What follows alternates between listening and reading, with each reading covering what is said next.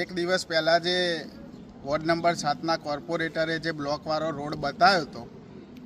એના પછી મેં મેન ભાગોળના કેટલાય રોડો બતાવ્યા હતા અને અત્યારે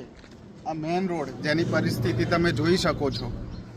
આ મુખ્ય માર્ગ કોલવડાથી અંબાજીના મંદિરથી દરબાર ભાગોળ તરફ જવાનો રોડ છે, જેની પરિસ્થિતિ તમે વિડીયોમાં જોઈ શકો છો. રોડની કોઈ વ્યવસ્થા અહીં દેખાતી નથી અને સ્થાનિકોની પણ એ ફરિયાદ છે કે જે ગટરની વાત કરવામાં આવે છે તો અહીંનું પાણી અહીં કોઈ ગટરની વ્યવસ્થા નહીં, બધાનું પાણી બહાર જ આવતું હોય છે અને જેનાથી ગંદકી ફેલાય છે. તો જે કોર્પોરેટરે વારંવાર સ્થાનિકોએ રજૂઆત કરી તેમ છતાંય એમને સાંભળી નથી. તો હવે કદાચ તમારા મોતિયા દૂર થાય તો આ વિસ્તારનો પણ વિકાસ કરાવું